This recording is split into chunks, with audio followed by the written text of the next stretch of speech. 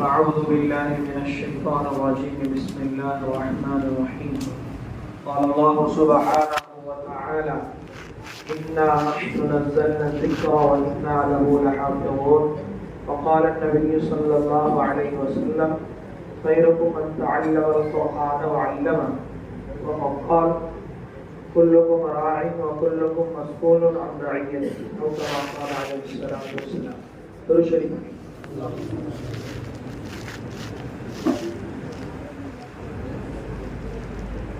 Time जो है 8:45 होने लगी। अब जो है मेरे हिसाब से तकरीबन 10 दिन हो गए बुरलगी के मुख्तलिफ मस्जिदों में, हफ्तावारी में, जुमा में आज की मजलिस का तज़किरा होने। ये 10 दिन का इतना पगार लेने का वक्त है, इसलिए ध्यान से सुने। आधा घंटा तो कम से कम बोलना पड़ेगा मुझे। मैं यहाँ बैठ के लिख के 4-6 सफ़े यहाँ क्या बोल रहा हूँ, बोल यहाँ बैठ के लिख के सब तो नहीं बोलता इंशाल्लाह, मैं मोटा मोटा कुछ आपके सामने रखता हूँ। पहली चीज लिख के इसमें मकादिर की शरई हैसियत क्या है। जो मकतब है तो कौन सा टूटे सो टिपाया वाला, कौन सा मकतब टूटे सो बोर्ड वाला, कौन सा मकतब जिसे बैठने जगह नहीं सो मकतब, कौन सा मरा करे सो मकतब। इस मकतब की शरीयत में भी क्या हैसियत है क्या नहीं। मुसलमानों के नजदीक किसकी हैसियत है? रोजेदारों को इफ्तार कराने का सब जने लंबा झंडा लेके थे, इसमें भी झंडा उठाए जैसा है कि नहीं। क्या मकतब में फूला जगह लगाने, मस्जिद में मस्जिद बनाने को असर पैसे लगाने में सब जने आगे हैं, ये तो सब जने मालूम है फजीलत, इसकी फजीलत है क्या नहीं। तो ये समझ शरई फजीलत क्या है। अल्लाह ताला कुरान पाक में फरमाते हैं इन्ना नहनु नज़्ज़लना ज़िक्र, बेशक हम ही ने कुरान को उतारा है और हम ही हिफाजत करेंगे। कोजलगी वाले, मुड़लगी वाले मकतब की फिक्र करें या ना करें, क़यामत के दिन सूरज मगरिब से निकलने तक हम हिफाजत करेंगे। कौन बोल रहे हैं? अल्लाह ताला। कुरान को हम ही ने उतारा है और हम ही हिफाजत करेंगे। और दूसरा अल्लाह ताला आ गया इन्नल्लाह यरफ़उ बिहाज़ल किताबि अक़वामन। ये जो कुरान है, ये कुरान कोई मामूली किताब नहीं है। फरमाया कि ये कुरान वो अजीम दौलत है, जो भी इसको गले लगाएगा, जिस मोहल्ले वाले इसको अपनाएंगे, जिस मोहल्ले वाले अपना जान माल वक्त सलाहियत इस कुरान के सीखने, सिखाने, अमल करने और इसकी तालीम, तबलीग, इशाअत के लिए अपना सब कुछ लगाएंगे, अल्लाह उस खानदान को बढ़ाएंगे, अल्लाह उस मोहल्ले को बढ़ाएंगे, अल्लाह उस जो है उस समाज को तरक्की देंगे। वयज़अु बिही आखरीन, और जो खानदान, जो मोहल्ला, जो बस्ती वाले कुरान की तरफ तवज्जो नहीं करेंगे, उसकी सीखने की फिक्र नहीं, उसके सिखाने की फिक्र नहीं, तो वयज़अु बिही आखरीन, अल्लाह खुद उनको जलील करेंगे, रुसवा करेंगे, नाकाम करेंगे। इस हदीस में कहा गया। और अल्लाह के नबी सल्लल्लाहु अलैहि वसल्लम ने फरमाया खैरुकुम मन तअल्लमल कुरान व अल्लमा। तुम दुनिया में मरने के बाद मेरे नजदीक बेहतरीन बनना चाहते हो, सबसे स्पेशल बनना चाहते हो, मेरे महबूब बनना चाहते हो, मेरे लाडले बनना चाहते हो, तो एक ही की फजीलत बयान फरमाई खैरुकुम, तुम में सबसे बेहतरीन लोग वो हैं जो कुरान को सीखते हैं और सिखाते हैं। अल्लाह के नबी सल्लल्लाहु अलैहि वसल्लम को एक मरतबा अल्लाह के नबी सल्लल्लाहु अलैहि वसल्लम हजरत सहाबा किराम से कहा गया, मेरे सहाबा, कुछ लोग हैं, लोगों में कुछ लोग वो हैं जो अल्लाह के रिश्तेदार हैं। सहाबा ने पूछा अल्लाह के नबी सल्लल्लाहु अलैहि वसल्लम, कोई अल्लाह का रिश्तेदार कैसे हो सकता है? अल्लाह के ना बीवी है, ना बच्चे हैं, ना माँ बाप है। अल्लाह के नबी सल्लल्लाहु अलैहि वसल्लम फरमाया कि नहीं, हाँ अल्लाह के रिश्तेदार हैं। कौन? हम अहलुल कुरान, जो कुरान सीखने वाले हैं, सिखाने वाले हैं, उस पर अपना जान माल वक्त लगाने वाले हैं। वो कौन है? आके वो अल्लाह के रिश्तेदार हैं। कौन है? दोस्तों, जो आदमी भी अपनी निस्बत कुरान से जोड़ रहा है, सिर्फ कुरान से निस्बत नहीं जोड़ रहा, वो अल्लाह से अपनी रिश्तेदारी को जोड़ रहा है। एमएलए से, एमपी से, बड़े डॉक्टर से, जड़पी से, टीपी से रिश्ता हो जाए, आदमी का सीना इतना चौड़ा हो जाते हैं। अब यहाँ कुरान से निस्बत जुड़ रही है, सिर्फ कुरान से निस्बत नहीं जुड़ रही, बल्कि हमारा ताल्लुक क्या हो रहा है? अल्लाह से रिश्ता जुड़ रहा है। दोस्तों, अल्लाह ताला ने दुनिया में जितनी नेमतें दी हैं उन सब नेमतों में दो नेमतें सबसे बड़ी हैं। एक है ईमान, उसके बारे में आप जानते हैं। दूसरा है इल्म। आपको मालूम होना चाहिए, आपको मालूम होगा हमारी जो शरीयत हजरत नबी अकरम सल्लल्लाहु अलैहि वसल्लम पर जो दीन आया है, जो शरीयत आई है, उसकी जो इब्तिदा हुई है वो कैसे? नमाज से, रोजे से, तिलावत से, तस्बीह से नहीं, वो दूसरे अमाल से नहीं। उसमें सबसे पहली बात जो वही में उतारी गई वो है इक़रा बिस्मि रब्बिकल लज़ी खलक़। क्या है नबी जी पढ़िए। सबसे पहली जो चीज जो वही आई है वो पढ़ने पढ़ाने के बारे में, तालीम और ताल्लुम के बारे में आई। इससे अंदाजा होता है इतनी प्यारी शरीयत, क़यामत तक के चलने वाली शरीयत, उसमें हर बात की मुकम्मल रहबरी मौजूद है। पहाड़ उतनी बड़ी बात हो और चोटी जितनी छोटी बात हो, हर चीज की मुकम्मल रहबरी रहनुमाई इस शरीयत में मौजूद है। उसमें नमाजों का, रोजों का, ज़कात का, मामलात का, मुआशरत का, हुकूमतों के चलाने का, जगहों के करने का, शादी ब्याह के करने का, जिंदगी के हर मरहले की मुकम्मल रहबरी जिस शरीयत में मौजूद है, उस शरीयत में सबसे पहले जिस चीज की तारीफ की गई वो है इल्म की, सीखने और सिखाने की। मैंने मोटी मोटी जो बातें आपके सामने बयान की, इससे अंदाजा हो गया होगा शरीयत में कुरान का पढ़ने पढ़ाने का कितना बड़ा मकाम और मर्तबा है। हमारे बुजुर्गों में बहुत बड़े बुजुर्ग गुजरे, हजरत मौलाना अशरफ अली साहब थानवी रहमतुल्लाह अलैह, फरमाते हैं अगर कोई आदमी, अगर कोई मस्जिद वाला, अगर कोई इदारे वाला, अगर कोई ट्रस्ट वाला, अगर कोई मोहल्ले वाला वो चाहता है कि भाई हमारी माली तंगी दूर हो तो 3 काम करें। माली तंगी दूर हो, हजरत ने फरमाया 3 काम कर। आपने तजर्बा किया है, तुम भी तजर्बा करके देखो, तुम्हारे मोहल्ले, मस्जिद, जमात के, समाज के माली मसला हल नहीं हुआ तो हमसे पूछना। 3 काम करना है। पहले फरमाया तस्हीह कुरान, तुम्हारे मस्जिद में कुरान की तालीम जो होगी वो सही होना चाहिए, सिर्फ कुरान पढ़े तो नहीं। हदीस में कहा गया रुब्ब क़ारिइन लिल कुरान वल कुरान यलअनुहु। बहुत से कुरान पढ़ने वाले ऐसे हैं कि कुरान उनके खिलाफ बद्दुआ करते हैं। इसलिए हज़रत थानी ने फरमाया माली हालत बेहतर बनाना चाहते हो, एमएलए एमपी बनने से काम नहीं होगा, बल्कि माली हालत बेहतर बनाने के लिए पहला काम करना पड़ेगा तुम्हारे मस्जिद में सही तजवीद के साथ कुरान की तालीम जिंदा हो, पहला काम। दूसरा फरमाया ताज़ीम कुरान, तो कुरान की इज्जत और अजमत करनी पड़ेगी, कुरान का इकराम करना पड़ेगा, कुरान का एहतराम करना पड़ेगा। इधर उधर कुरान के कागजात फटे पड़े, कभी इधर पड़ा है, कभी उधर पड़ा है, कभी उधर पड़ा है, कोई पूछने वाला नहीं, धूल पर धूल बैठी है, कोई साफ करने वाला नहीं। कुरान की इज्जत और अजमत, पहला कुरान सही पढ़ाया जाए, दूसरा कुरान की अजमत की जाए। तीसरी बात फरमाया तकरीम हामिल कुरान, फरमाया जो कुरान के पढ़ाने वाले हैं उनकी इज्जत और उनका एहतराम करें। ये जो 3 काम करेंगे अल्लाह तबारक व तआला उस समाज को माली तंगी से दूर फरमाएंगे। इस पर तो बहुत वाकयात हैं। अभी मैं वाकया पढ़ रहा था, बहुत बड़े गुजरात के बहुत बड़े बुजुर्ग फरमाते हैं एक आदमी थे, गांव में उनका होटल था, उसमें जो उलमा उपास खाने आते थे उनके पैसों में रियायत करते थे। 120 रुपए में तो आप सब 100 रुपए दे दो। फरमाया उनका इंतकाल हुआ, ख्वाब में उनके बड़े भाई ने रमजान में 27 को इंतकाल हुआ, 29 को बड़े भाई ने ख्वाब में देखा, पूछा कि क्या गुजरी। अल्लाह के सामने जब पेशी हुई अल्लाह ताला ने कहा, बोलते हैं उनका नाम भी लिखा है इसमें, मुझे याद नहीं है सुख में, कहा कि मेरे बंदे तेरे अमाल में से एक चीज हमको बहुत पसंद आई, तू जिंदगी में अपने इलाके के, अपने मोहल्ले के, अपने गांव के आलिम हाफिज की इज्जत करता था, उनकी रियायत करता था, उनकी गलतियों को माफ करके उनको निभा करके लेकर चलता था।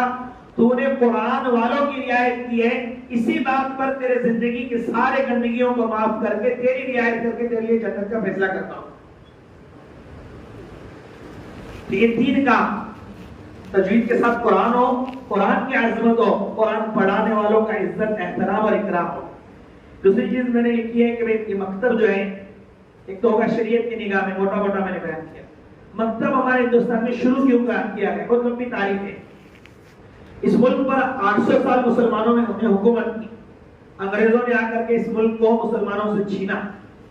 हमारे बुजुर्गों ने इस मुल्क को वापस हासिल करने के लिए, इस्लामी हुकूमत कायम करने के लिए बड़ी बड़ी जंगें की। 1857 में जय शामली के मैदान में हमारे अकाबिर ने हाजी इमदादुल्लाह साहब हाजिर मक्की रहमतुल्लाह अलैह के जय सरपरस्ती में बहुत बड़ी जंग की, जिसमें बड़ी कुर्बानियां पेश की, लेकिन नाकामी हुई। मुसलमानों ने खुद मुसलमान अपनी कम्युनिटी के साथ लड़े तो भी नाकाम रहे, हिंदुओं को साथ में लेकर लड़े तो भी नाकाम रहे। उसके बाद जो है तहरीक रेशमी रुमाल शुरू हुआ। उसमें क्या किया कि हमारे बुजुर्गों ने सोचा कि हम लड़ करके देखें, गैरों को साथ में लेकर के देखें।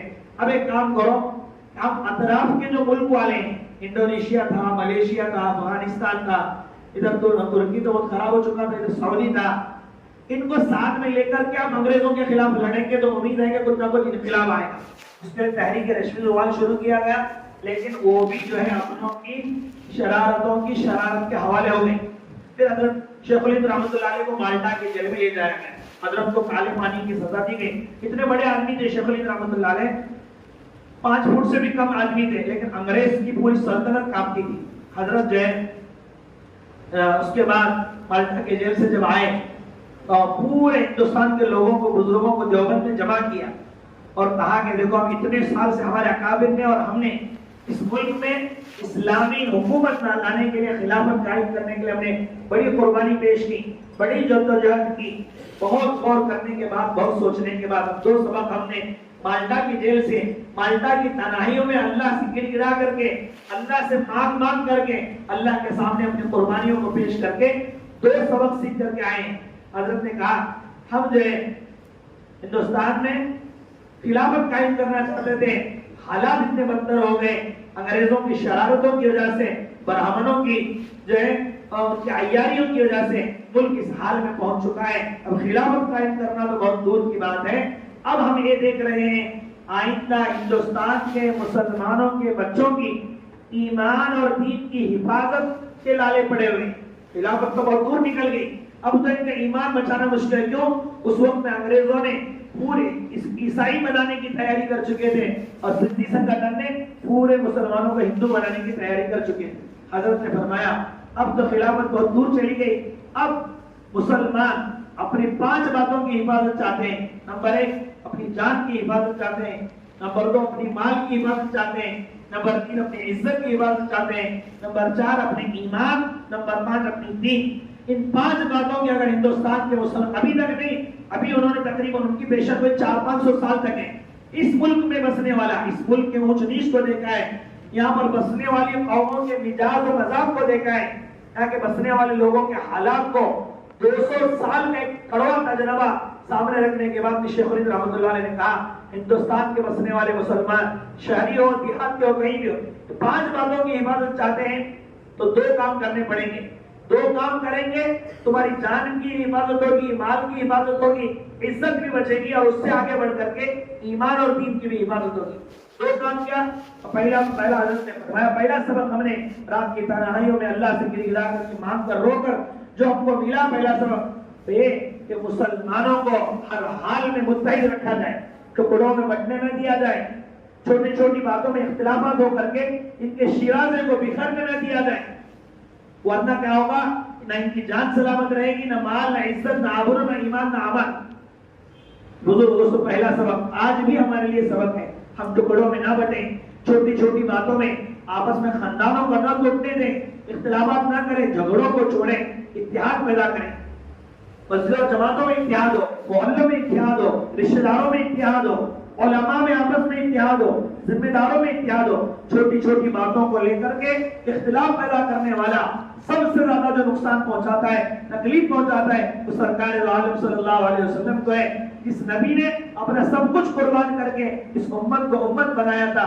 जो आदमी तोड़ता है सबसे ज्यादा उनकी नाराजगी का मुस्तहिक होता है। तो पहला सबक ये था मुसलमानों का हाल में मुत्तहिद रखना है। दूसरा सबक हजरत ने फरमाया जो इस वक्त का मौजू है,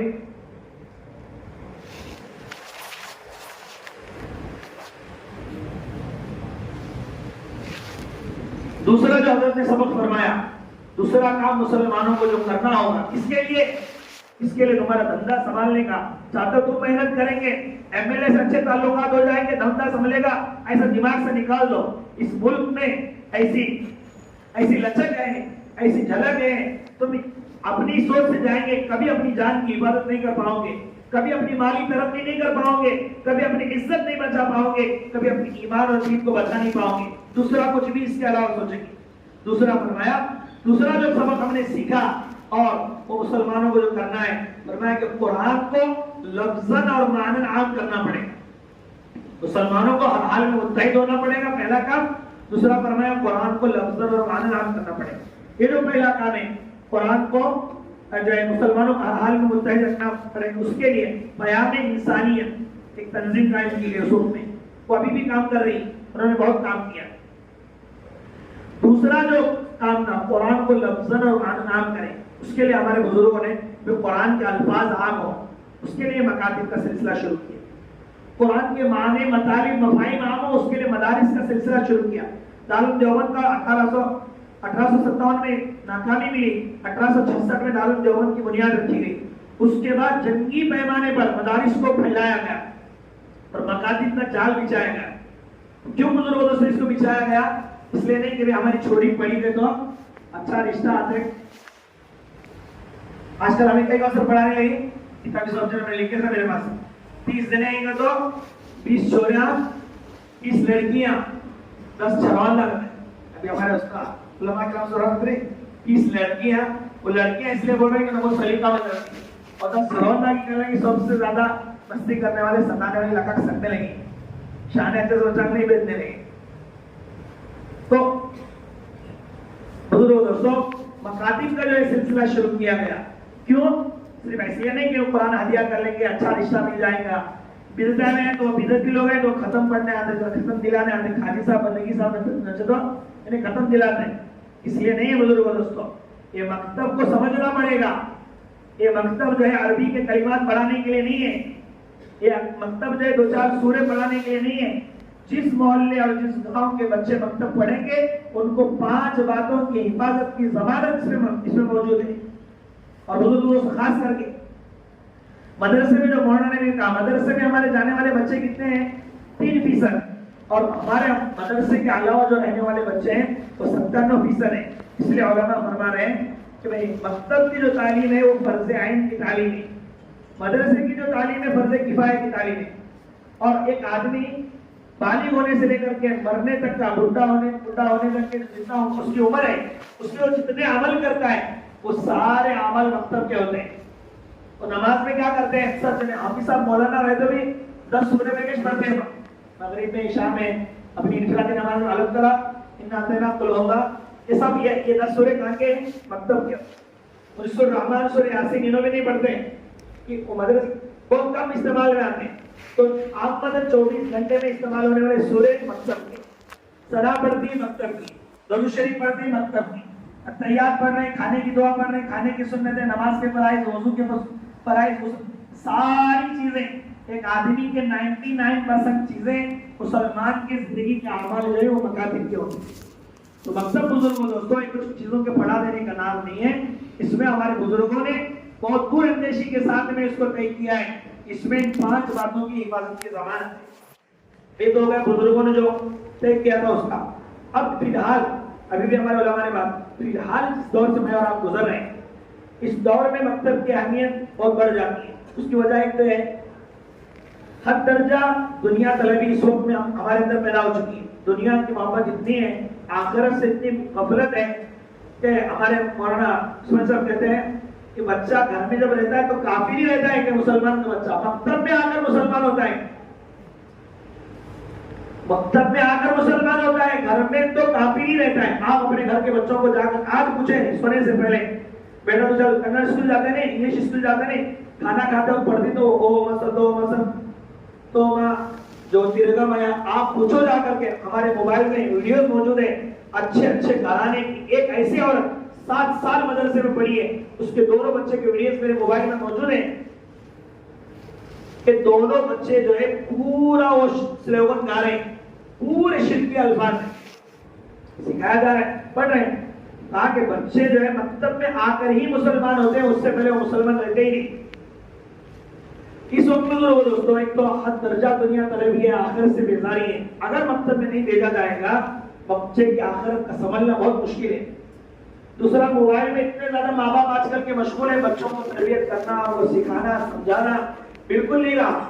और तीसरी जो खतरनाक चीज इस वक्त हमारे सामने है वो न्यू एजुकेशन पॉलिसी यानी भी इससे पहले जो है यहाँ पर एक प्रोग्राम हुआ था, यानी भी क्या है नहीं, अभी जून से जो सिलेबस आएगा बुजुर्गों दोस्तों वो पहला नहीं होगा। पहला सिलेबस जो था वो नहीं, अभी हम हैदराबाद जाकर आए, मैं मुफ्ती इब्राहिम और अबू बकर साहब हाफिज रियाज और उमर होकर हैदराबाद में पूरे हिंदुस्तान के उलमा का एक बहुत अहम जो ट्रेनिंग कैंप रखा गया था, उसमें पूरी तफसील आई। अब जो हजरत स्कूल पढ़े वो जानते हैं, स्कूल में चौथी में तीसरी में एक सबक आता है परिसर अगरवा, उसमें झाड़ जो है वो अच्छी हवा लेता है, बुरी हवा छोड़ता है, कार्बन डाइऑक्साइड जो लेता है, ये सबक तो पहले भी हम भी पढ़े हैं, अभी भी वो सबक है। सबक का टाइटल कैसा है, what is the benefits of praying trees, what is the benefits of praying trees, क्या तर्जुमा, दरख्त को पूजा करने के क्या क्या फायदे हैं, परिसर का सबक है। अब वो बच्चों 8 फायदे हैं, वो ऐसा होता है ऐसा होता है ऐसा होता है। अब बच्चे को सबक में पढ़ाया जाएगा, देखो बेटे 8 फायदे तुमको हासिल होना है तो क्या करना, दरख्त को बचाना, काटने नहीं देना। अब दरख्त को बचाना अगर तो उसका आसान रास्ता यह है कि उसकी पूजा कर, जो आदमी किसी की पूजा करते हैं उसे कभी भी उन्हें काटता नहीं, ये बच्चे को पढ़ाया जाएगा एलकेजी यूकेजी। इस एक ही नहीं बुजुर्गों से इतनी मिसालें मौजूद हैं, वो सिलेबस हमारे मोबाइलों में, मेरे मौलाना की मुफ्ती साहब वगैरह के मोबाइल में मौजूद है।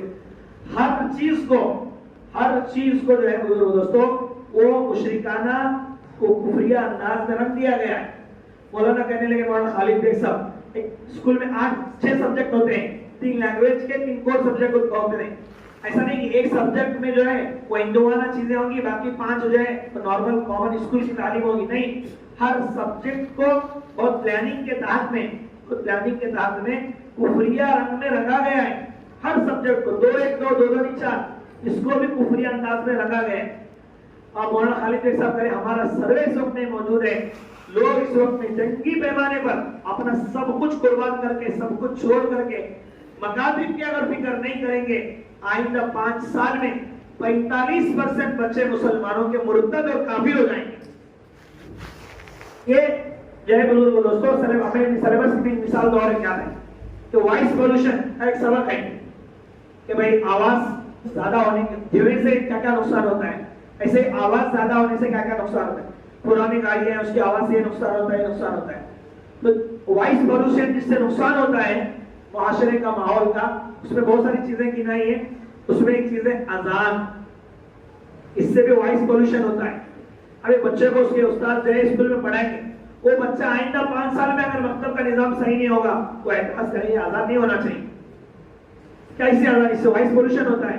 देने का जब तो माइक बंद कर पहुंचते हो तो ये फिक्र हमारे घरों में जो कुफार और मुशरिकीन की, यूरोप के लोगों में जो सवाल और एतराजात हैं वो बुजुर्ग दोस्त यहाँ पैदा हो। इसलिए भी इस वक्त में इस अंदाज की मजलिस मकतब के उन्वान पर सारे लोगों को जोड़ने की जरूरत पेश आई। अभी बात हो गई, उसके साथ में मुख्तसर अंदाज में हमारे बुजुर्गों ने जब मकतब तय किया था तो उसका कोई मकसद था क्या, ऐसे ही मदरसा तय किया था, उसके 8 मकसद हमारे बुजुर्गों ने तय किए।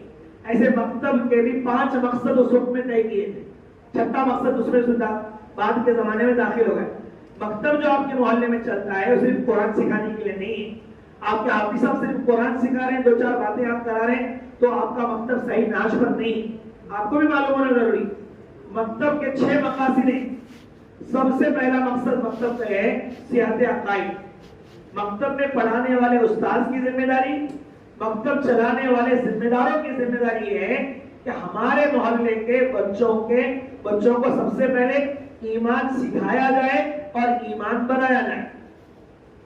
आज देखो, आप हजरात में से मैं हमेशा सवाल करता हूं, आप हजरात को भी सबको मालूम है कि राई के दाने के बराबर ईमान बचा कर लेंगे तो दुनिया से कितनी नन्ही जन्नत मिलती है, 10 फट नन्ही क्या बड़ी 10 फट बड़ी जन्नत मिलती है।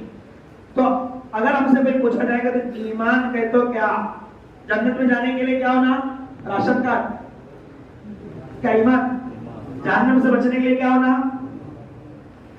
आमाल के कबूल होने के लिए क्या होना, ईमान। सब फजाइल मालूम है। अगर हमको कोई पूछे कि what is the definition of ईमान, ईमान किसे कहते हैं, उसकी फुल एंड फाइनल तारीफ बोलो। राई के दाने के होता रहा तो भी जन्नत में जा सकती, राई होता नहीं रहा तो भी बाईपास सीधा जहन्नम में। तो ईमान किसे कहते हैं? अब बुजुर्ग दोस्तों अगर पूछा जाए तो हमारे पास जवाब, ईमान के दो चीज, अल्लाह को मानना, ईमान के दो चीज यकीन बनाना, ईमान के दो चीज। बुजुर्ग दोस्तों ऐसे क्यों कि वे हमें जब छोटे थे हमारे मकतब की तालीम नहीं हुई, कम से कम तो मकतब का पहला मकसद है ईमान को सिखाना और ईमान को बनाना। और बुजुर्गों से ईमान क्या है, मुस्तकिल बात है। दूसरा मकसद सिहत कुरान, सिर्फ कुरान सिखाना काफी नहीं है। मैंने कहा हदीस सुना है, हदीस में बहुत से कुरान पढ़ने वाले ऐसे हैं कुरान उनके लिए बद्दुआ करता है। तो कुरान में बात है कि सही तजवीद के साथ कुरान पढ़ाना जरूरी है, ये दूसरा मकसद। तीसरा मकसद मतलब का हमारे बुजुर्गों ने उस वक्त में तय किया था, आज नहीं, मौलाना अबू बकर मुफ्ती इब्राहिम मैं लेकर के बैठ तय किया हूँ, उस जमाने में हमारे बुजुर्गों ने तय। तीसरा मकसद है कि जरूरी मसाइल सिखाए जाए, नमाज के, रोजे के, ज़कात के, तयम्मुम के, तिजारत के मसाइल सिखाए जाए। आज मसाइल देखो हमारे माशरे में, पूछो मैं पहला चिल्ला लगाया था वजू के 4 फर्जा, गुस्ल के 3 फर्जा, वजू को तोड़ने वाली कितनी चीजें, 8 चीजें। मुसलमान तोड़ने मोड़ेगी नहीं, बेलगाम जिले के गांव में जाकर पूछो नमाज तोड़ने वाली कितनी चीजें, वजू तोड़ने वाली 8 है, नमाज को तोड़ने वाली चीजें कितनी है, नमाज तोड़ती है कि नहीं, क्या ठप्पन की है, हाँ 68 चीजें, कितनी चीजें हैं 68, 68 नूर निजाम में मौजूद है 68 चीजें। मैं हमेशा बोलता हूँ लोग क्या कहते हैं, अल्लाह जल्दी जमीन फटना, मोदी अंदर घुसना है। 9 बरस या होने क्या घुसा, कौन भी नहीं घुसे, की नहीं घुसा। मुसलमान को मालूम हो जाए नमाज तुम पढ़ने लगे, अभी नहीं रोने लगे, मैं कितना नमाज पढ़ रहा हूँ फिर भी मेरी बेटी संग ऐसा किया होने लगे, मैं तहज्जुद में नहीं चुका था फिर भी मेरे बेटे संग ऐसा होने लगे, मैं कितना रो रो को दुआ करा फिर भी मेरे बेटे को जवाब लगने लगा, मैं कितना कुछ रहा फिर भी मेरा यहाँ अट गया। बहुत सी मतलब ऐसा होता है दोस्तों, हमारी नमाज टूट रही होती है, मालूम ही नहीं है। 68 चीजें मसाइल मालूम होना जरूरी। जैसे वजू में कितने फर्ज हैं, 4। निकाह में कितने फर्ज हैं, बोलो निकाह करने वाले, निकाह में कितने फर्ज हैं ही क्या नहीं, निकाह में कितने वाजिबात हैं।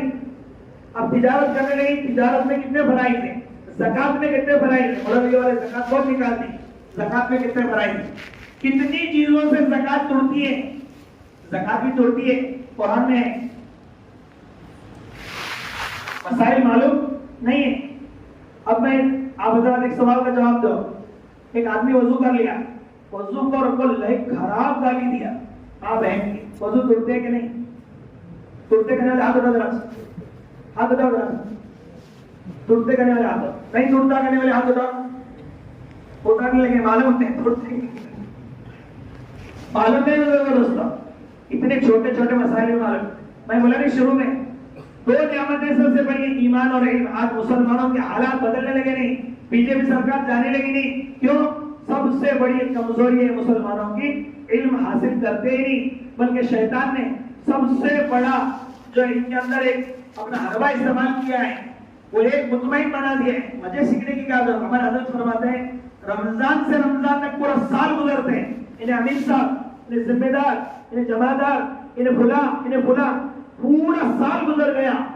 जाग का बेटा, ये अल्लाह का बंदा, एक मसला जागो किसी आलिम से पूछा नहीं, पूरा साल गुजर गए ऐसे 10 साल गुजर गए। क्या हुआ, क्यों ऐसा? शैतान मुतमईन करे, मैं की पूछना, वो बेटा ना पूछना, तो वहां नहीं उधर हाथ करते हैं, दारवा पीते हैं, नमाज नहीं पढ़ते हैं, वो बड्डी करती, वो बेटा मुझे क्या बनते, सब आते हैं, कभी कोई मसला नहीं। इसे मालूम करे तो वजू के 4 फर्जा, गुस्ल के 3 फर्जा छोड़े तो काफी नहीं आता। बुजुर्ग दोस्तों, ये मकतब का मकसद है कि मकतब में पढ़ लेने का था, तो मकतब का तीसरा मकसद है जरूरी मसाइल। मकतब का चौथा मकसद हमारे बुजुर्गों ने तय किया था, चौथा मकसद हमारे बुजुर्गों ने तय किया था कि भाई आपको इसलिए भी जोड़े आज, ये याद रखना, हमारे ऑफिसर को पूछने गए पगार अभी 4000 जांच लो, ये सब चीजें होना, हमें नहीं पड़े, कम से कम हमारे बच्चे पढ़ाना, तो तुम्हें भी जिक्र करेंगे तो होगा।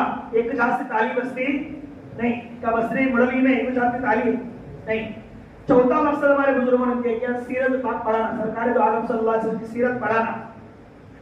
सीरत पढ़ना इसलिए जरूरी है, एक आदमी सक्सेसफुल लाइफ तब तक गुजार ही नहीं सकता जब तक कि अल्लाह के नबी सल्लल्लाहु अलैहि वसल्लम की सीरत उसके सामने ना हो। क्यों?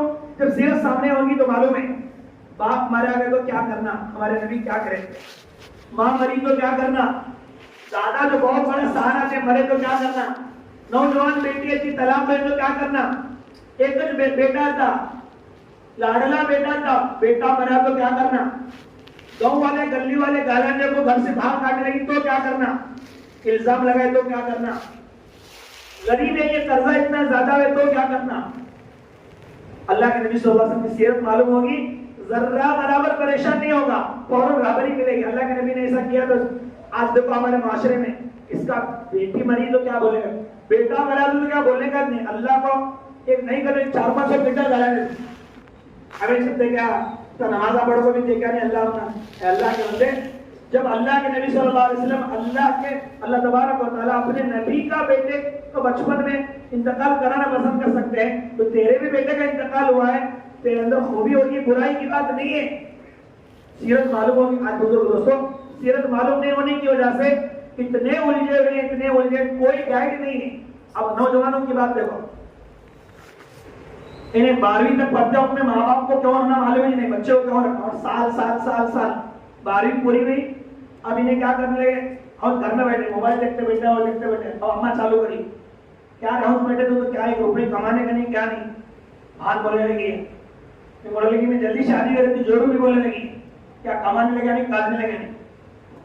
बड़ा भैया तेरा रास्ता था, उन्हें क्या मसाला को भी एक दिन बोल छोड़ा, अब अब्बा भी बोलेगा। अब ये नौजवान बच्चा टेंशन में आता है, इसके पास कोई खबर ही नहीं है, इन्हें क्या करते दोस्तान बोलते क्या घर में लगी क्या करना। अब दोस्तान मोबाइल में रिचार्ज करने अब्बा पहले पैसे देते थे तो वो भी नहीं देने लगे, अब क्या करना, दोस्त को शैतान बोलते हैं काम करते 1 महीने का रिचार्ज करा, 2 GB का 1.5 GB ना 2 GB करा था, 1 महीना कराया।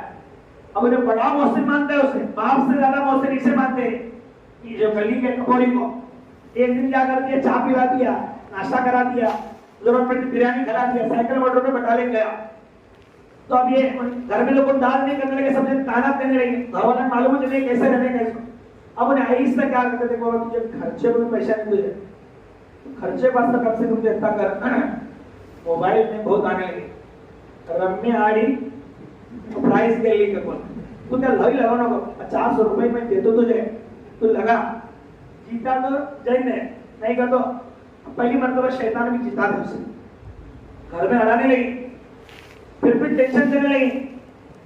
जालिम इतने माँ बाप इतने जालिम होते हैं, तीन तहरीम नहीं होने की वजह से 12वीं पढ़ लिया, 18 साल का हो गया, तभी उसकी जो है पढ़ाई के अलावा भी कोई काम होता है, काम सिखाना चाहिए, हुनर सिखाने की फिक्र नहीं की। अब 18 साल का होते ही जो उससे मुतालबा शुरू कर दिया, फौरन वो बच्चा बेटिंग में लगने लगे, स्पोर्ट खेलने लगने लगे, जुआ खेलने में लगने लगे, दुनिया भर के खुराफात में लगे। तो माँ बाप को भी सीरत का इल्म नहीं और बच्चे को भी सीरत का इल्म, सीरत होती फौरन वो उस पर अपनी जिंदगी को डाल लेते। मकतब का चौथा मकसद है सीरत। मकतब का 5वां मकसद है अखलाक, अखलाक सिखाना, हमारे सिफात कैसे हो, हमारे अंदर अल्लाह की मोहब्बत हो, दुनिया से नफरत हो, सच बोलने का जज्बा हो, बड़ों का इकराम हो, छोटों की शफकत हो, माँ बाप की कदर हो, ये मकतब में सिखाने का मकसद है। आज आप देखो 15 साल से लेकर 25 साल तक के जितने बच्चे हैं, बाप बेटे में 36 का करा, उन्हें एक कुछ जने दोनों जने बैठ गए दस्तरखान पे खाते सो देखते थे, अम्मा इसकी बात सुनकर उसे बोलने का, उसकी बात सुनकर इस बीच में पोस्टमैन का काम करने का, हम करने के देखो ए तो अब्बा हम करने के देख रहे। अखलाक किसी ने सीखा, मकतब में भेजेंगे, मकतब के उस्ताद को भी जिक्र करनी पड़ेगी, मकतब के जिम्मेदारों को भी जिक्र करनी पड़ेगी कि भाई हाँ हमारे मकतब में अखलाक सिखाए जाएं, ताकि बच्चा बड़ा होकर के बड़ों का इकराम करे, छोटों पर शफकत करे, उलमा की कदर करे, छोटा बन करके चले। तो अगर बुजुर्ग दोस्तों 5वां मकसद जो है मकतब का है, हमारे बुजुर्गों ने तय किया अखलाक सिखाए जाए। 6वां मकसद जो तय किया हमारे बुजुर्गों ने वो एक बाद में चलकर महफूजा, जरूरत की दुआएं, पहले माँ बाप सिखा देते हैं, अब माँ बाप को कमाने से फुर्सत नहीं, सुबह अभी उठने से पहले वो काम चले जाते, बच्चा कहाँ जा रहे क्या कर रहे मालूम ही नहीं।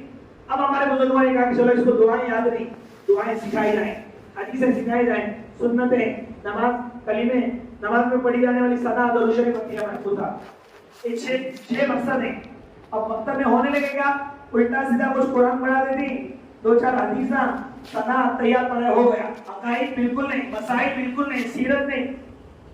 पढ़ाने वाले उस्तादों की भी जिम्मेदारी है कि वो उम्मत के अमानत उनके पास मौजूद है, सही तरीके से नहीं पढ़ाएंगे।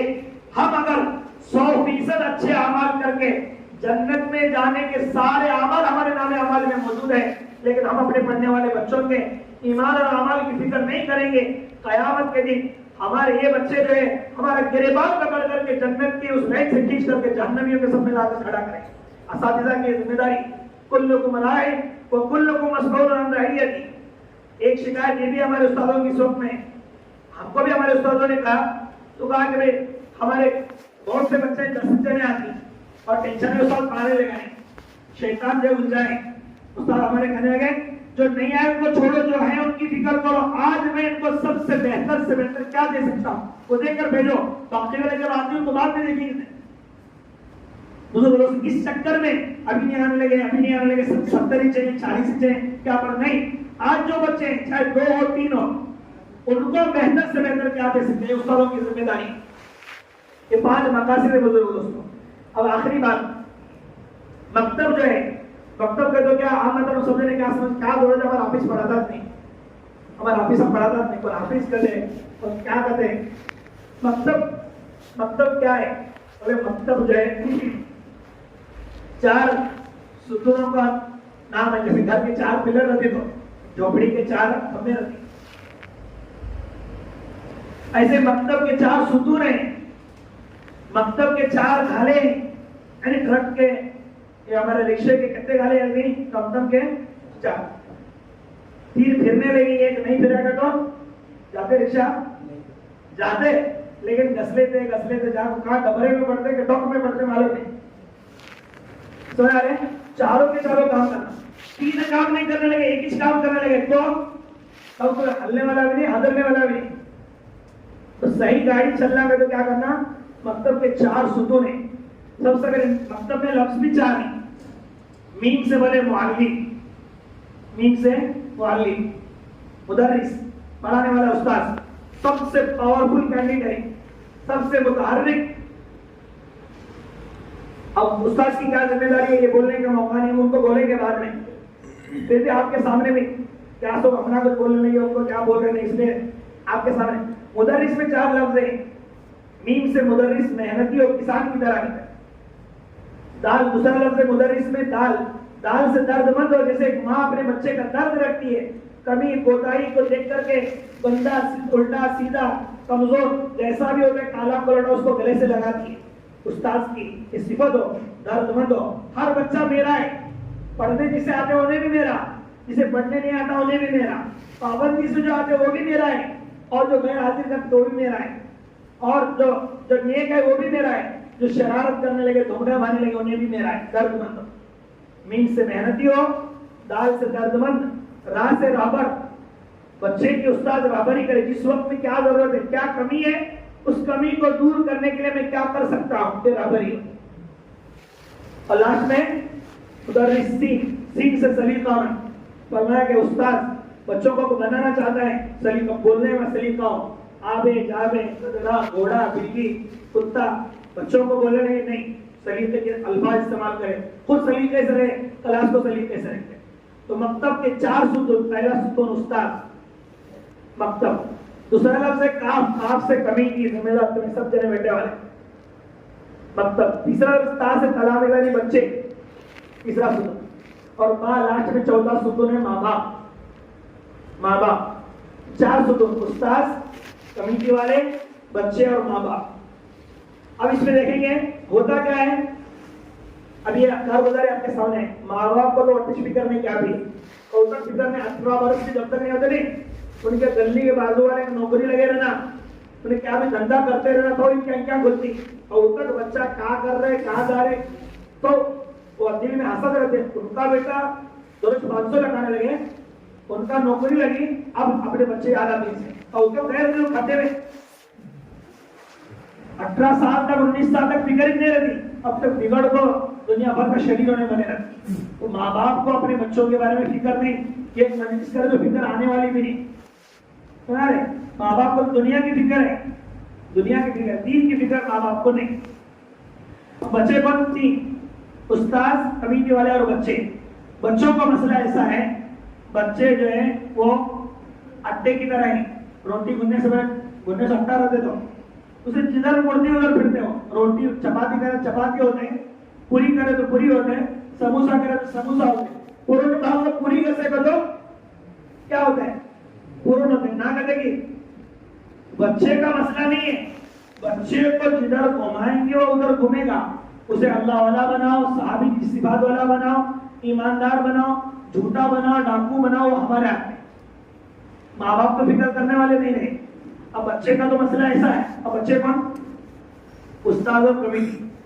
ये 2 हज़रात इंशाअल्लाह फिक्र करेंगे, क्या होगा? 5 बातें जो मैंने बताई, जान की हिफाजत, माल की हिफाजत, इज्जत की हिफाजत और ईमान और दीन की हिफाजत होगी। 2 हज़रात को फिक्र। उस्तादों की तफसील इंशाअल्लाह बाद में आई, कमेटी वालों के लिए कुछ बातें हैं।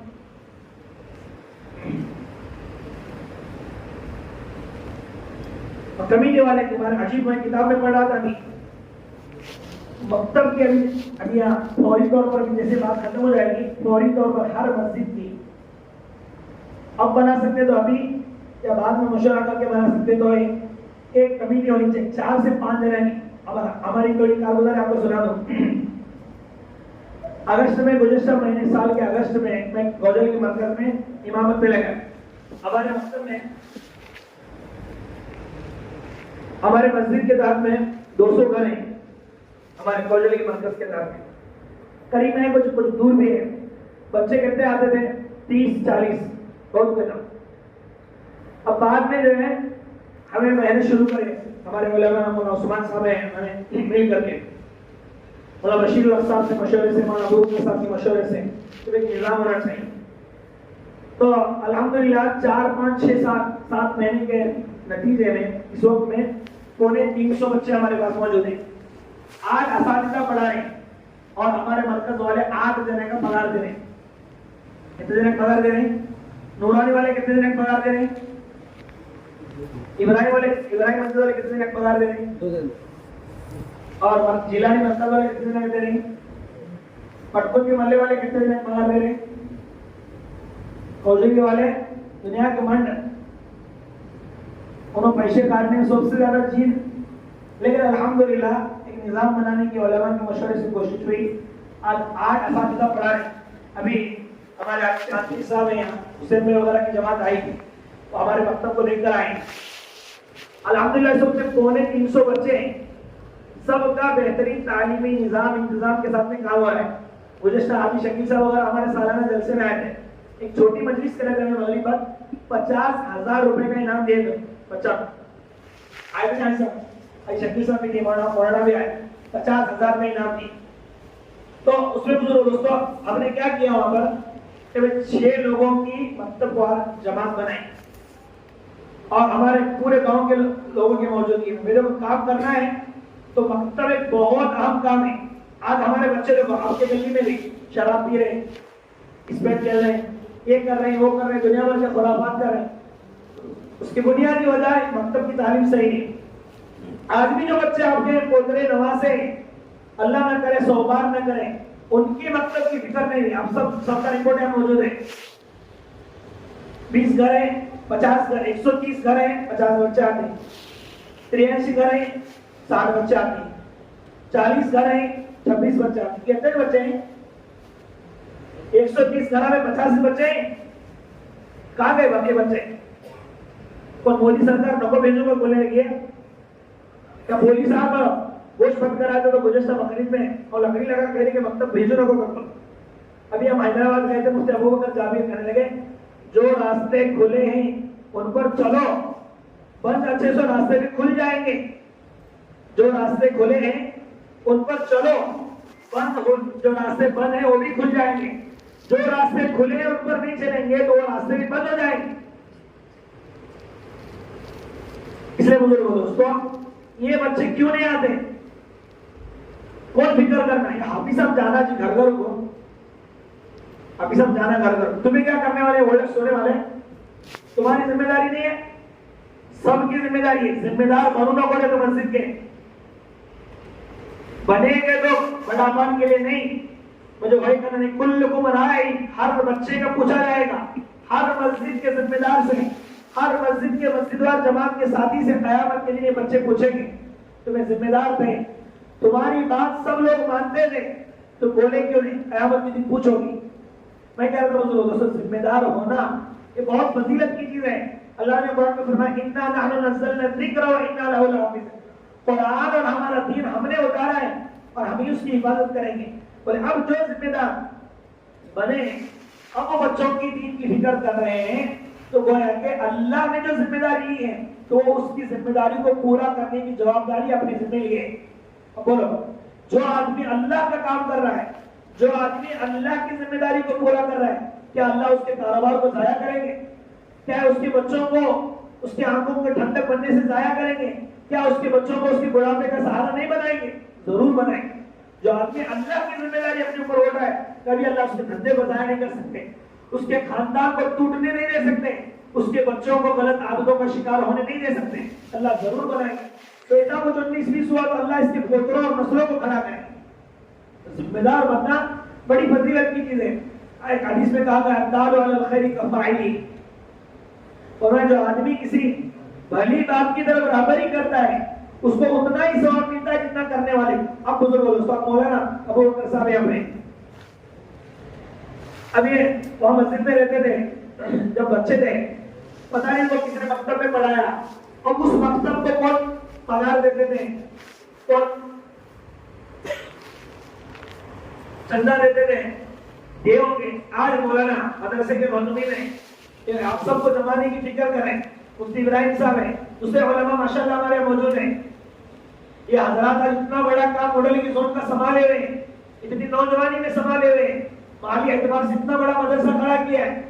बुजुर्गो दोस्तों, इनको जहां सवाब मिल रहा है, खुदा की कसम खाकर कहता हूं बुजुर्गो दोस्तों, ये बच्चे थे और इनको मकतब में पढ़ाने के लिए जिन्होंने 50-100 रुपए दिए, जो भी छोटा मोटा इंतजाम किया होगा, बल्कि रास्ता चलते अपने हाथ पकड़ करके फिर रास्ता क्रॉस कराया होगा, खुदा की कसम बुजुर्गो दोस्तों, अल्लाह की रहमत इतनी वसी है, जितना सवाब इनको मिल रहा है करोड़ों का, उतना पूरा का पूरा सवाब उनको भी मिलेगा। अद्दालु अलल खैरि कफ़ाइली, जिम्मेदार आप बन रहे बुजुर्गो दोस्तों।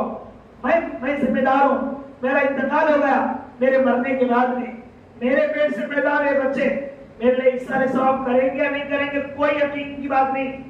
मेरे मरने के बाद 5 रुपए मेरे नाम पे सदका करेंगे या नहीं मालूम नहीं, लेकिन बुजुर्ग दोस्तों, अल्लाह के घर में बैठ करके कसम खा कर बात कही जा सकती है, जिस मकतब का मैं जिम्मेदारी अपने ऊपर ओढ़ लिया हूं, ये पढ़ने वाले बच्चे अब अकाई सीख रहे हैं, मसाइल सीख रहे हैं, नमाज सीख रहे हैं, रोजा और अखलाक सीख रहे हैं, पता नहीं बाद में जब तक हाफिज बनेंगे, आलिम बनेंगे।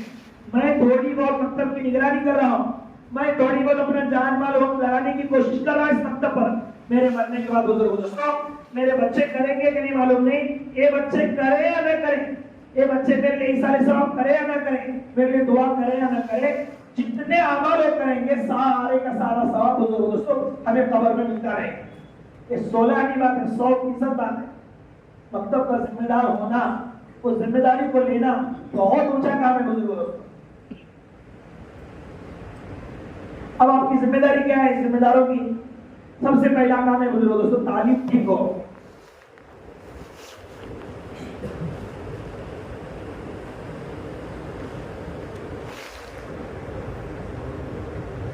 तो उसमें जिम्मेदारों का सबसे पहला काम है कि भाई आप तो 4 पहिए 4 घाले थे, 2 घाले की बात आई, अब 2 घाले काम करने में हमें तो ठान लिए सोए, कुछ भी हो जाए हमारे बच्चों को हम जहन्नम में जाने नहीं देंगे।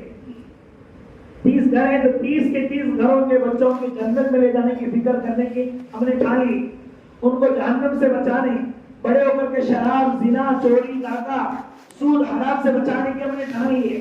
अब एक खाना तो तैयार है, अब इसमें जो असल मुताबिक खाना है नहीं, 4 घाले हैं तो आगे का जो गाला रहता है तो आम मतलब ज्यादा एक्टिव नहीं रहता, पीछे गाला दबाएगा तो पीछे के दो गाले दबाएगा तो आगे नाचते रहते।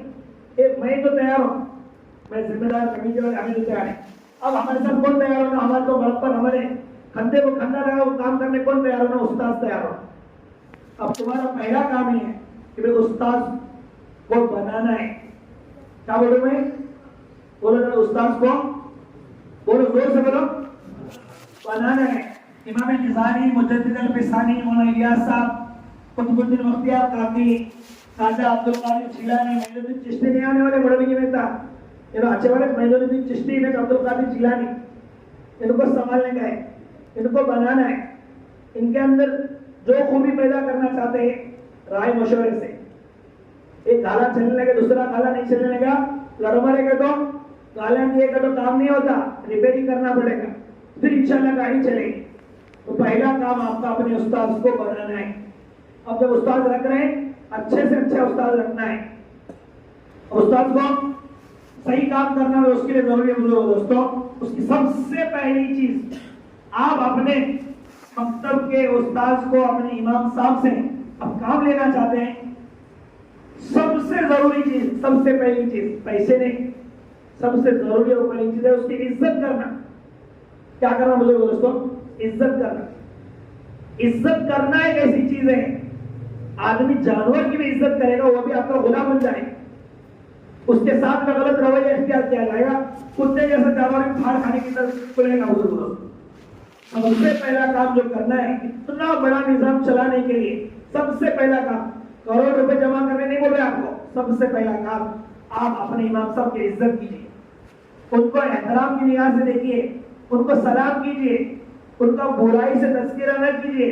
वो गलती होगी, आपके बच्चे, आपके मोहल्ले वाले, आपके गांव वाले, बहुत हालात में जिंदगी उन्होंने काटी है, उनके माँ बाप भी गरीब घराने से थे, उन्होंने मदरसे में जो जिंदगी गुजारी है, हम चिल्ला 4 महीने साल जमात में जा सकते हैं, एक हफ्ता मदरसे में लगा दें।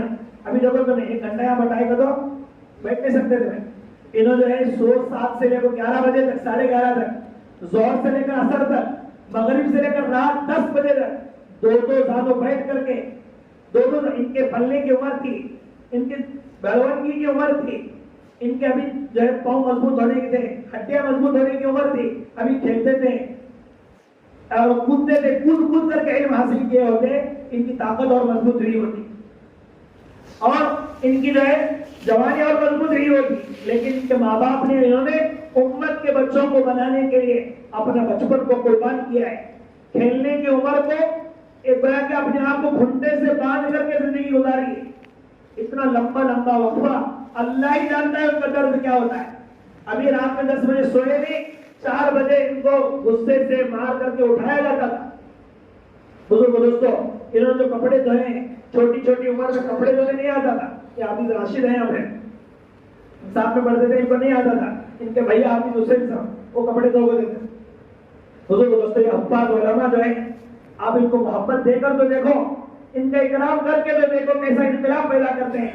ये वो लोग हैं, इस फितने वाले दौर में अल्लाह तबारक व तआला ने इस उम्मत की इन कमियों को दूर करने के लिए, इनकलाब पैदा करने के लिए अल्लाह ने इनको चुना है। ये कोई मामूली लोग नहीं है। इनके गुर्बत पर मत जाओ, इनकी कमजोरियों पर मत जाओ, इनके छोटे खानदान होने पर मत जाओ। असम से बात कही जा सकती है, ये वो लोग हैं अल्लाह ने बुजुर्ग इनको चुना इस जमाने, फितने वाले जमाने में काम करने के लिए। ये मुजद्दिद अल-फिसानी से कम नहीं, इमाम निज़ारी से कम नहीं, अब्दुल कादिर जिलानी से कम नहीं। इनको पैसों की जरूरत नहीं, मोहब्बतों की जरूरत है, इनकी कद्र करने की जरूरत है। मेरा बेटा बड़ा लाडला है, आज शराब पी को है, अचानक शराब पी को आया, गाँव में डंगर मारते फिर तुम्हें। मेरी बेटी एकली बड़ी प्यारी है, बड़ी खूबसूरत है, लेकिन दूसरे लड़के के साथ गलत ताल्लुकात है, को मालूम हुआ तो गली में डंगर मारते फिर तो नहीं, पेट में डाले तो, पेट में डाल ले तो। ऐसे बुजुर्ग दोस्तों, इनकी छोटी मोटी गलती होगी, सबके सामने बोलते मत फिरो, इनको अपनी निगल लो, अपना है बोल के दबा लो, बोलने नहीं वाला दुआ करो। ये कमी है अल्लाह हमारे हजरत कह रहे 10 दिन दुआ करो।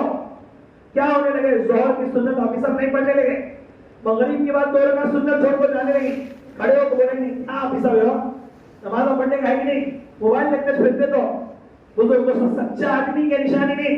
आप ये बोल करके कभी नेक नहीं बन सकते, आप उसको भी बिगाड़ने का जरिया बनेंगे। मोहल्ले के जो बच्चे बिगड़ेंगे आप उसमें पूरे शरीक होंगे। आप सच्चे हैं तो उसके लिए सबता करो, दुआ करो, ये शरीयत की तालीम है।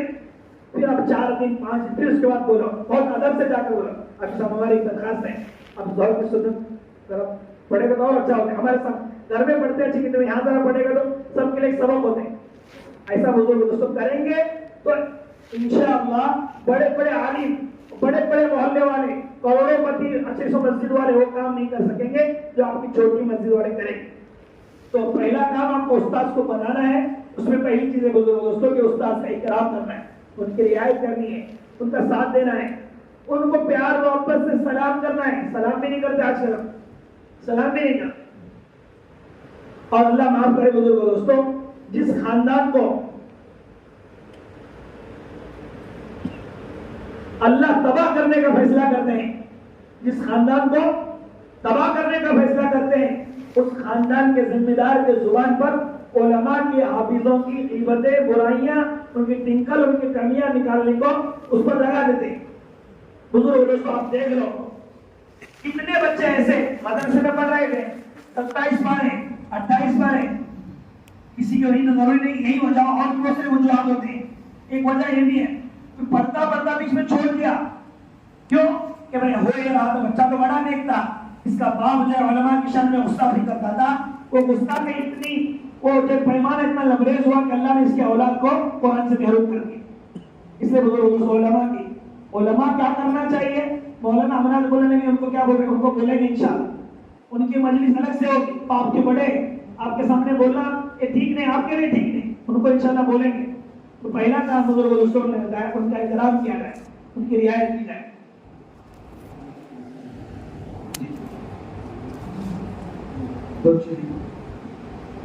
दूसरी चीज बुजुर्ग दोस्तों, आपको अपने काम को बेहतर बनाने के लिए उसमें उस्ताद के बारे में कुछ चीजें ये भी है कि भाई उनको मुनासिब तनख्वाह दी जाए, उनका बेहतरीन इंतजाम किया जाए, वगैरह वगैरह चीजें। दूसरा जो काम करना है आपको, तालीम की जरूरियात का इंतजाम करना, बच्चों को बैठने का इंतजाम करना। फालके चटाई है नहीं है, वो है तो चुभने लगी है तो बच्चे नहीं आएंगे। बच्चे ज्यादा है आना उसके लिए जरूरी है, मस्जिद में बैठने की जगह सलीम की हो, अच्छी हो, ऐसी जगह बैठने लगी, धूप आने लगी है, धूप होने से पकड़े ऐसी जगह बैठने लगी, बच्चे नहीं आएंगे। बैठने का इंतजाम अच्छा हो, सफाई का ख्याल हो, और डेस्क हो तो सलीके से बैठ पाएंगे, कायदा पकड़ के कितनी देर बैठ सकते, नहीं चलेगा। बोर्ड होना चाहिए, ये जो है इस वक्त में बोर्ड पे रखा तो मैं कुछ बोलने के लिए बहुत ज्यादा हो गया। इस वक्त जो है बच्चों को 5G का जमाना है, बच्चे का ध्यान एक जगह नहीं रहता, इधर चिल्ला फिर उधर चिल्ला उधर, तो उसको सही तालीम देने के लिए, उसकी तवज्जो को एक जगह जमा करने के लिए बोर्ड का होना बहुत जरूरी है। तो बोर्ड हो, और इस तरह के हिस्सों में तो यहाँ तक बोला नहीं, हर मकतब में खेलने का कुछ ना कुछ सामान हो। खेलने के सामान का क्या समझते हैं, क्रिकेट और कांचा फोड़ने के बाला हो नहीं।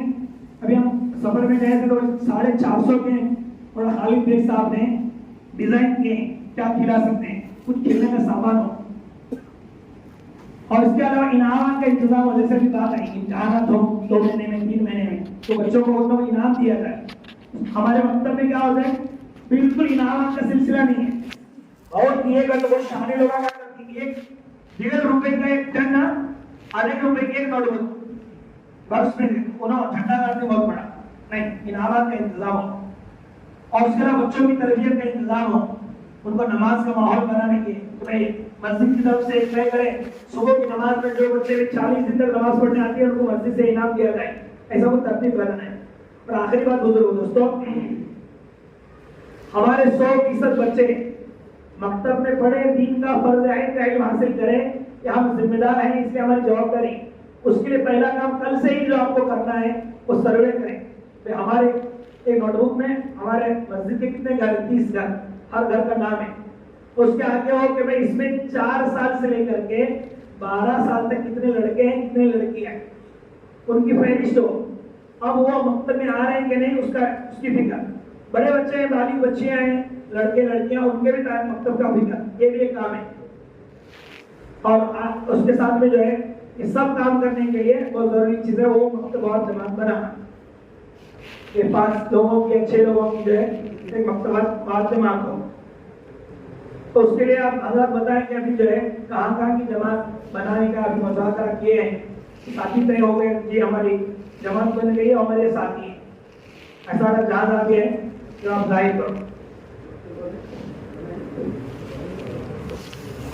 बनाई क्या बनाना या मालूम बना लेते बनाएंगे बात और आपको उसकी लिस्ट पहुंचाओ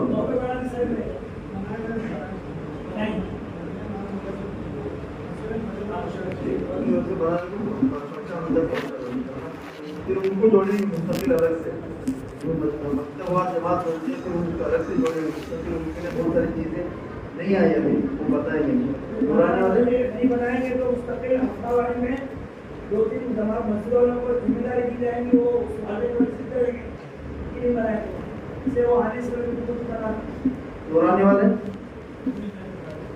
बनाएंगे आज 2 दिन बना। मेरी क्या राय है हमारे लोग पुरानी मस्जिद के नौजवान साथ बैठे हुए हैं, जर्मन साहब है हमारे सब वगैरह हैं, अगर उनको लेकर बैठ गए तो बन जाती है जमात में, फिर शायद दोबारा जमना जरा देर हो जाते हैं। एक आध जमात यहाँ इस वक्त बन जाए सर, ये जमात बनाने का कमेटी बनाने की जब बात आती है टेंशन क्या रहता है, इसका नाम भाई अगर 4 जने करते हैं उसे की रख के मुझे की ना करो, तो जो कमेटी में आ जाती है उनके लिए एक ही जमात है, तो रजिस्टर करने का तो नहीं है, काम करने के लिए आप आए हैं, आपको कोई एतराज कर रहा है मशवरे से आप तय हो जाओ, कोई और आना चाहता है तो हम बगैर कमेटी में रह भी काम करेंगे, आप आ जाओ, अभी साइड हो जाती बात खत्म, उसके लिए झगड़ा करने की बात ही नहीं है। और कौन सी मस्जिद वाले बिलाल वाले बनाकर चला करेंगे और चिट्ठी भी पहुंचाएंगे इंशाल्लाह। और बन चुकी क्या चाहते हैं कि मकतबात जमात बनाए ईदगाह मस्जिद वाले, अल्लाह कबूल फरमाए उनको और उनकी लिस्ट में पहुंचा और इंशाल्लाह उनके लिए मुस्तकिल अलग जोड़ करेंगे। और कौन है इब्राहिम वाले करेंगे और आयशा वाले करेंगे, 2-3 दिन में कर दो। जमा मस्जिद वाले फारूकिया मस्जिद करेंगे, जामिया मस्जिद वाले बैठिए, हाजी साहब बैठिए, नूर भाई, अजबर भाई, इसकी बनाओ पूरी तरतीब। और कौन से मस्जिद वाले हैं? अबू हुरैरा वाले बनाएंगे और नागनूर बनी तुम्हारे माशाल्लाह, तुमका नक्की आई सजा बनाएंगे। धर्मट्टी वाले भाई 5 मिनट में जमात खड़ी हो जाएगी शायद, उसके बाद खाना होगा, आराम से जाए खाना खा कर जाए। और कौन सी मस्जिद वाले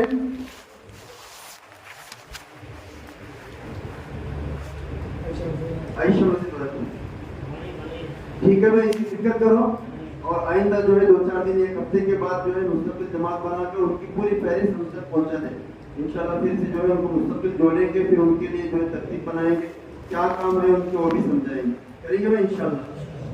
दुआ करो भाई, अभी 2-4 मिनट के बाद जमात खड़ी हो जाएगी, खाना खाकर जो है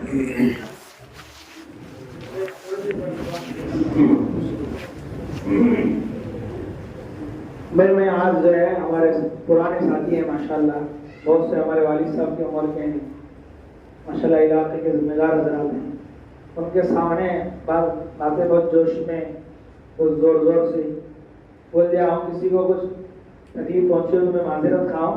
मैं इसलिए भी सुन में बात करें, मौलाना को मैं इस मरतबा देखा, मदरसे का जलसा हुआ इससे पहले भी, तो जलसे को भी अब तक होना नहीं लगाए थे जब तक इस मजलिस के लिए होना लगाए। आज हमें निकले बाइक लेको मानो बोले नहीं कार लेकर आओ, बारिश होगा क्या भी होगा, बहुत फिक्र बहुत तवज्जो, इतनी बार कल रात में भी 11 बजे के करीब फोन लगाए, मुसलसल मौलाना बोल रहे थे, उनकी फिक्रें उससे अंदाजा हो रहा था। हफ्तावारी में मुज़ाकरा हुए, जुमा में मुज़ाकरा हुए, बहुत फिक्रमंदी के साथ साथी जुड़े हैं बोल के कुछ बातें आप हजरात के सामने आई जो अच्छी है, अल्लाह ताला की तरफ से हैं। तो 19-20 बात आप हजरात से माजरत खाएं, दुआओं की गुजारिश है। बुजुर्गों से एक मजलिस से काम होने वाला नहीं है, मुसलसल करने का काम है। हम तो अल्हम्दुलिल्लाह मौलाना में और दूसरे हजरात जो है मुस्तकिल इसको एक मकसद बना करके लगे। अब जो मस्जिद वाले भी इस नाच पे काम करना चाहते हैं इंशाअल्लाह उनके हर तरह का हम साथ देंगे, ताउन करेंगे। रात के 12 बजे बुलाए तो भी आएंगे। उस मोहल्ले की वहाँ के हाफिज साहब की मस्जिद की इंशाअल्लाह हम फिक्र करेंगे। इंशाअल्लाह आप भी इसकी पूरी फिक्र करने की कोशिश करेंगे तमाम साथी। अल्लाह अमल की तौफीक दे। दुरूद सुभानअल्लाह व बिहम्दिही अदद खल्क़ि रिज़ा मुस्तक़बिल तशो मिदाद कलिमात रब्बना ज़लमना अनफुसना व इन लम तग़फिर लना व तर्हमना लनकूनन्ना मिनल ख़ासिरीन। ला इलाहा इल्ला अंत सुब्हानक इन्नी कुन्तु मिनज़ ज़ालिमीन। अल्लाह हम बहुत बड़े गुनहगार खतावार मुजरिम पापी बंदे हैं। हमारे खताओं को अल्लाह गुनाहों को खताओं को कोताहियों को गलतियों को माफ फरमाइए। अल्लाह बहुत प्यारा मजमा है, अल्लाह बहुत प्यारा मजमा है। अल्लाह ये सब लोग इसलिए जुड़े हैं कि उम्मत के बच्चों का बच्चियों का ईमान बचे, ईमान बने, अल्लाह वो अमाल बढ़ाएं। अल्लाह उनकी जिंदगी में आपका दीन, आपके हबीब का लाया हो दीन कैसे जिंदा हो, ऐसे अजीम फिक्रों को लेकर रात के 10 बजे तक ये बैठे हैं। अल्लाह इनको अल्लाह इसका बेहतरीन बदला अता फरमाइए। अल्लाह बेहतरीन बदला अता फरमाइए। इनके जमने को कबूल फरमाइए, जुड़ने को कबूल फरमाइए, कहने सुनने को कबूल फरमाइए।